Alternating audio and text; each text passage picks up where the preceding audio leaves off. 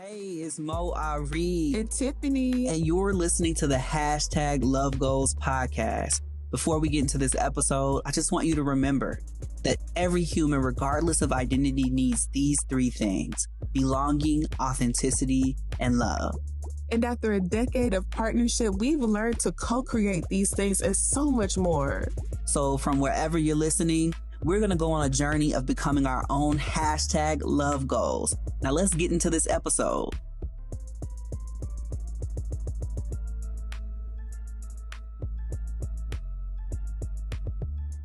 Hey, it's Moe Ari and Tiffany. And you're listening to the hashtag Love Goals podcast. Thank you all so much for joining us. Thank you so much for being here today. I am going to throw it back a little bit to about 2015. Okay. It's our first holiday celebrating together after being in a relationship. It was going to be one of the first times I would spend Christmas, New Year's time period in Chicago away from my family. Yeah. I was super nervous. I feel like I had a lot of pressure because it was our first kind of holiday sharing together. In advance of it, I remember being like, what are we going to do for a whole week together? Mhm. Like, how are we going to spend this time in the way that feels fun? And like, we have been long distance, like not be all in each other's faces. So I remember getting this email from you, and I believe the subject of the email said Christmas with Bae. And I'm like, oh, what is this?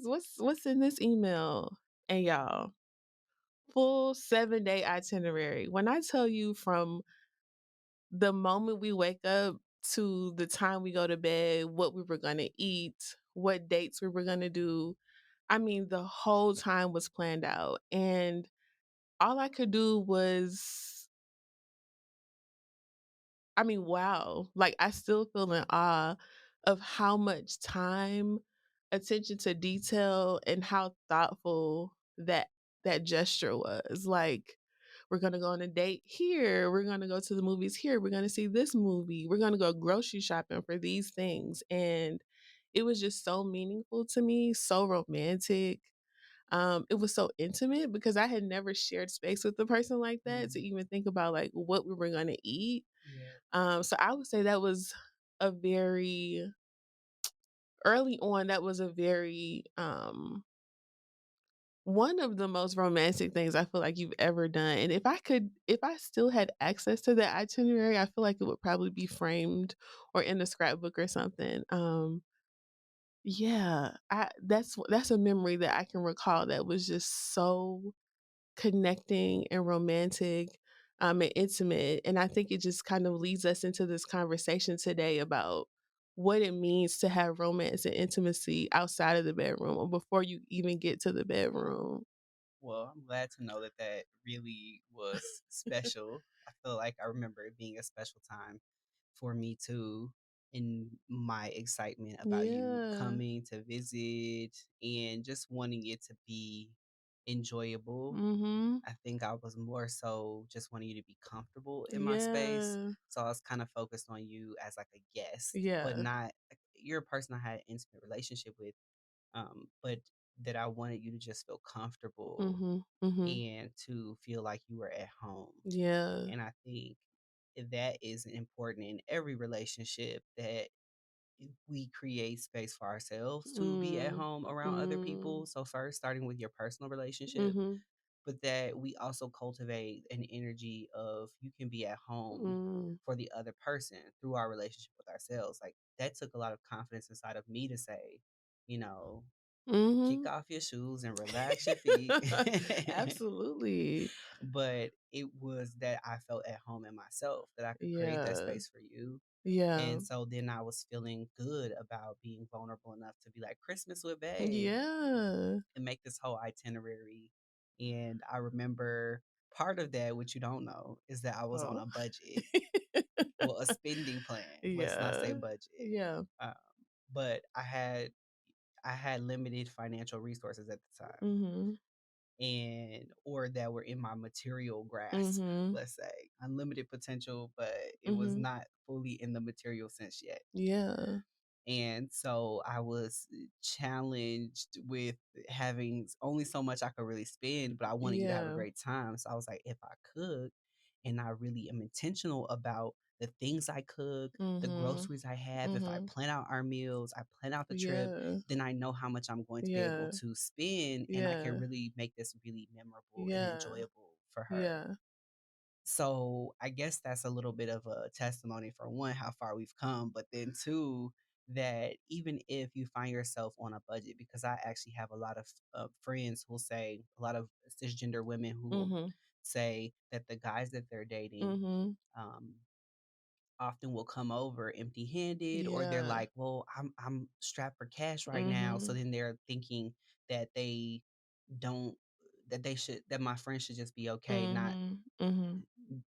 not going out or not going Right. on actual dates. And I Right. think if you are, strapped for cash and you have like a tight situation, there are Mhm. so many ways that you can be intentional that don't require a lot of money. Yeah. So I remember also having like curated music playlists for, I our, mean, you for pulled the, out all the stops. yeah, And I love what you said because I didn't like I knew we were like in grad school and on fixed incomes and things like that, but I never felt like you were penny pinching. I never mm-mm, felt like, we had to sacrifice this for that. Like I felt like you had it. Like yeah, if because you were so intentional yeah, and thoughtful and really approach this time that we were spending together with wanting intimacy or creating intimacy, creating connection, I never felt that. And yeah, so I mean, it's beautiful. So I just wanted to comment on that piece that you said. yeah. Thank you so much for saying that. I think Yeah. I'm glad it didn't show. Mhm. I'm glad that you weren't aware of any of my Mhm. financial constraints at the Mhm. time, Mhm.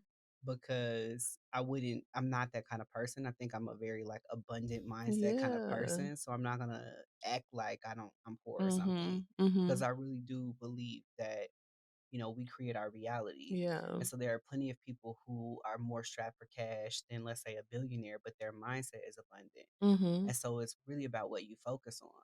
I was like, the love of my life is coming. So, that's a wealth that you can't buy. Yeah. So for me, it was like, okay, well then, how can we make this special in the Yeah. confines of what I have now? And I think Mhm. that's a practice of gratitude. Mhm. Mhm. But I also grew up in circumstances where I watched my parents make lemonade out of lemons. Like, Mhm. Mhm. they really intentionally focused on what can we do the most, like how can we make the most out of what we Yeah. have. Yeah. There wasn't a constant day to day, when I get money, I Mhm. wish I had more money. Mhm. Mhm. They're very benevolent, giving Mhm. kind of people. You Mhm. wouldn't know that they're not like necessarily Yeah. better off than most of the people that they're around, because Mhm. they just freely give. Right. But that's why that stuff finds its way back to them. Mhm. um, and I think I just had that kind of mentality. Yeah. But I think it's relevant to what we're talking about. The reason Mhm. why I wanted to share that is because our mentalities around giving Mm. and receiving have a lot to do with how Mm. we show up in the intimate space. Yeah. So this money conversation is relevant because a lot of times we'll think we don't have the money or the funds to create this kind of intimacy, Mm. because we've been told that dates mean going to dinner and a Mhm. movie and things Mhm. that cost money. And a lot of what I think I'm seeing in relationships is a shift away from that anyway, because you can't really talk at a movie. You No. could save your money on those concessions and everything else. Exactly. Yeah, we can watch Netflix at home, Mhm. or we could play these games like Mhm. Create the Love, or, Yeah. Let's Get Deep, Yeah. that are more intentional Mhm. and really take us further into the relationship. Yeah. And I think I'm seeing so many more people wanting to connect in those ways. And I think that's what really builds solid intimacy before you get to sex. Mm. People, I'm thankful I wined and dined you first. Yeah. I'm thankful that we had the kind of foundation where, you know, well, I want to say Mhm. we have really great physical intimacy. Yeah. Um, and a lot of that is because of me and how I know I'm kidding. Okay. It's the both of us being open. Yeah. But I think I'm grateful for the foundation we laid that made that possible Mm. because we really got to know one another on an Yeah. intimate level. We weren't afraid to have certain conversations about like Mhm. what you like and what you don't like, Mhm. but we wouldn't have been able to get there Yeah. had we not talked about literally Yeah. everything. And Yeah. that's such a big part of intimacy is conversation. Yeah. I think so. And I don't think I value conversation as much Mm-hmm. going into our relationship. So I was very I would say probably reluctant and hesitant in the beginning to be so communicative to the point where I was like, we talking too much. Like Yeah. it's too many questions, but I realized how important that was. And it brings me to this question of, we're talking about kind of starting our relationship from a long distance place, right? So with this Christmas, you were preparing for me to come for a week. You we may have not seen each other for 6 weeks prior. There's a lot of anticipation there, a lot of intention. For people that are not in long distance relationships, they see each other more frequently. Let's say it's like the weekend and Mm-hmm. they're going to go on a date or they're going to spend time together. How can you translate some of the skills, being in a long distance relationship, that Right. intentionality, if you live in the same city with a person or you Right. live 15 minutes or you live in the same house with a Right. person? Like, what are some of those things that can translate Mm-hmm. that still communicate that level of thought and intention? Because I don't it can be in any sort of relationship.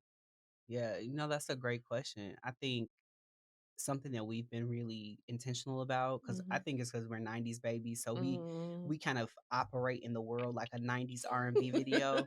But I think setting ambiance is so important. So like the Yeah. candlelight and all of that stuff, don't underestimate that. Mhm. Setting the mood is vital. Mhm. So Mhm. I'm in a lot of therapy spaces, right? Yeah. I've been in a lot of different ones. But when you think about when you go into a therapy office, it's calm, it's Mhm. tranquil, it's a Mhm. vibe, right? Mhm.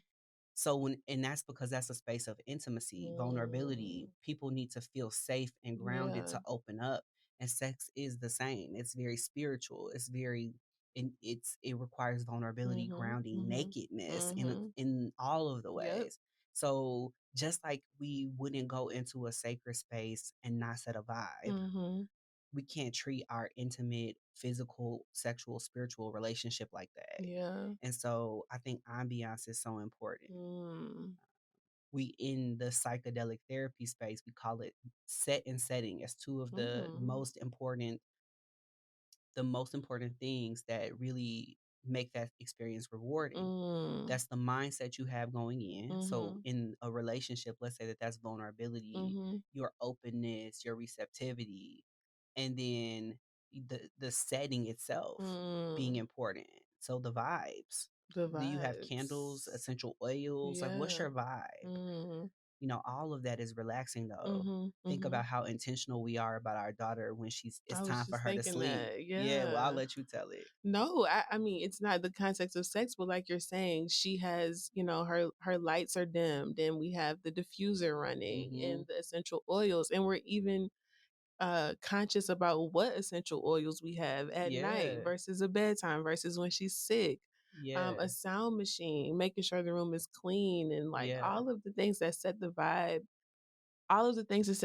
for her to have effective, healthy sleep relationships going forward Yeah. in her life. Yeah, absolutely. I think that all of that is has been really helpful for her. I think it could be very, very helpful for anybody Mhm. thinking about setting the mood in their relationship, Mhm.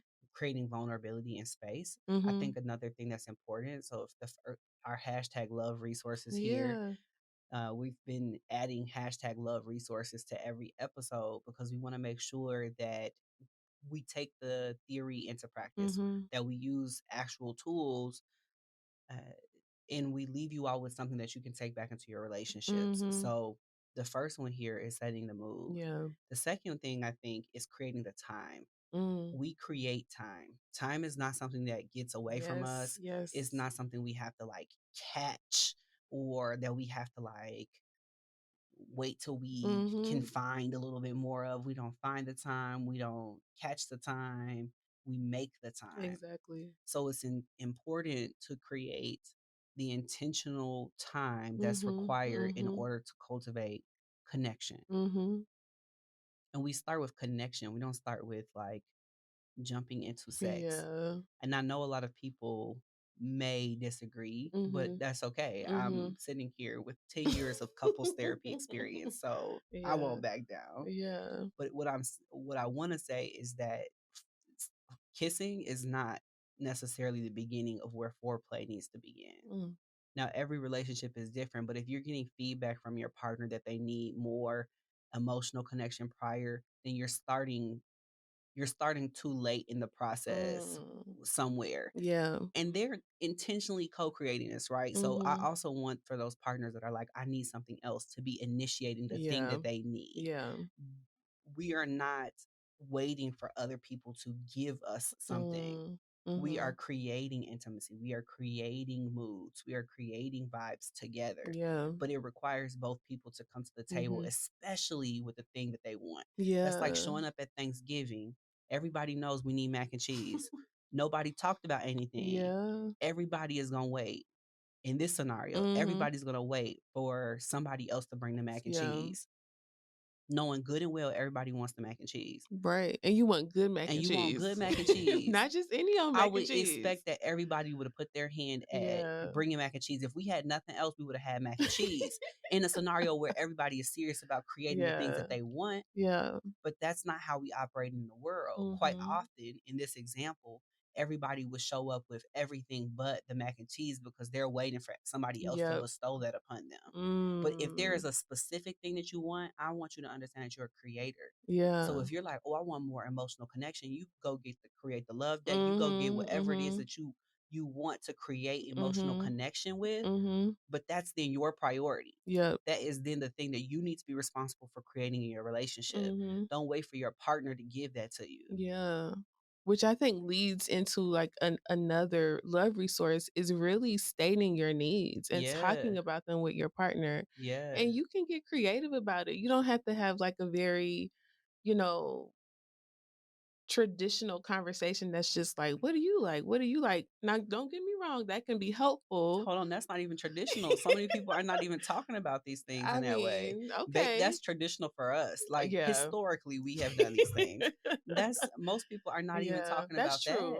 That's true. So I mean, so it's even just beginning to have the conversation, and I found like I mentioned in the beginning of our relationship, I was not a person who talked a lot, let alone talked about sex or romance or intimacy. So we really got creative, even if I was resistant at first to things like Create the Love and, different games we found on our phones that really just allowed us to go back and forth with questions about what we liked, what we didn't like. And I think being able to explore that one for yourself, you have to know what you like and what you dislike, but then having that conversation with your partner, letting your partner know what you like and what you need, not just assuming that they will know because we're Mhm. so different. We have so many different life experiences, so many things that we like that the other person, it just might not be in their awareness. So I would say Mhm. another love resource is to literally speak it, talk about it. Yeah. It's gonna be challenging. It doesn't have to be, but if it is, just keep going, keep doing it. Like you'll get more comfortable doing it. Yeah. I feel way more comfortable than I did in the beginning because I just have forced myself to Yeah. talk about it because it only generates good things when I talk about it. When I don't, Absolutely. when the things are left unsaid, and then I wonder why, a thing is not happening or you might not be able to read it, then I have to really pause and be like, how can he read my mind? Mhm. How would you know that I like this thing? I never said it. We're like, we're literally so different, which Mhm. is a good thing. But I Yeah. have to tell you, I literally have to tell you. Um, so yeah, and then I would say like another thing I would say is super important in this romance and intimacy is being able to receive. So what number is this? I think we're maybe on 4. Okay. Is the ability to receive because we can be in relationships all day long for years and years and years, and you have partners who want to love on you, who want to grant you the things that you desire and need in a relationship. But if you are unable to receive the things that they are offering, Yeah. I mean, it kind of stops there. And I Mm-hmm. feel like that receiving piece again starts with personal self-work. Yeah, It absolutely. literally starts with me. Like, I can use myself as an example. I have struggled in this arena with receiving, let's say, affirmation, Right. receiving, if Mo was like, "You look really good today," like that's not like, just talking about it, I'm like, "Oh, that's so sweet. That's beautiful." But it's another thing to receive that and integrate it and receive it as your partner showing love to you. And I feel Mm-hmm. like so many times in relationship, people can be expressing this romance and this intimacy, and we're unable to receive it. And I think it goes hand in hand with talking about what you need, because it could be an instance where we just need to tweak it a little bit. Yeah. But either way, if you say the thing you need, it's still ownership on the person to be able to receive it. Right. Does that make sense? Absolutely. Absolutely. Yeah. So those are our hashtag love resources. I Yeah. think that, you know, so much of this journey of cultivating intimacy and more sexuality, because we could really go into like Mhm. sex in a relationship. I think that that needs another episode. Mhm. But this was just talking about what it takes to set the mood, and that Mhm. mood or that vibe starts way earlier than Yeah. getting into the bedroom or getting getting into a physical space with one another. Mhm. It really can start with the messages that you send to one another throughout the day, the Mhm. thoughtful things that you bring home on your way Mm. home from work. Mhm. It can be just a compliment Yeah. throughout the day. You know, studies show that partners in relationships, because we're humans, we're wired to understand criticism or hear criticism more times than Mhm. we're we're hearing a compliment. Yeah. And so it's really important that in relationship we spend a lot of time like sharing what we are grateful for in the Mhm. relationship, Mhm. not just compliments, because we don't Yeah. want to be seeking validation in our Mhm. relationships. Mhm. But when you genuinely have something positive to say, share it. Yeah. So often we don't think to share the Mhm. positivity and understand how much it really connects us or make us feel supported Mhm. by our partners or the people that we're Mhm. in relationship with. Mhm. So I think just continue to not undervalue those very nice complimentary things that Yeah. support the relationship and building intimacy. But yeah, like this has been a really great conversation. Mhm. I'm excited for more episodes on sex, like Yeah. as we get into that. But I'm really looking forward to just continuing to dive deep on these kinds of subjects. And Yeah. if you have any questions or you ever want to send in a question, you can go to our Anchor website. It's going to be in the show notes Mhm. underneath this particular episode, but you can always click that link and leave us an audio message where you share your question directly to us, Mhm. and you probably hear your voice on our show. Yes. So we're looking forward to you sharing your questions so that we can include them in upcoming episodes. Mhm. But I'm just so grateful that you joined us. I hope you have a great day and be well. Bye. If you're listening to this on Apple Podcasts, don't forget to rate, review, and subscribe.